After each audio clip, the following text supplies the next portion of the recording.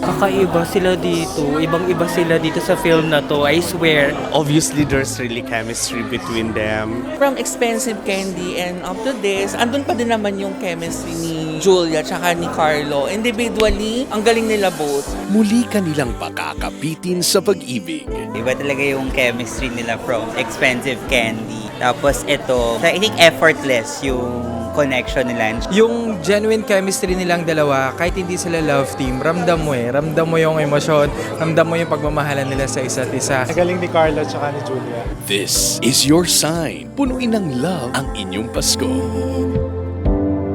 Hold Me Close, December 25, sa mga sinihan.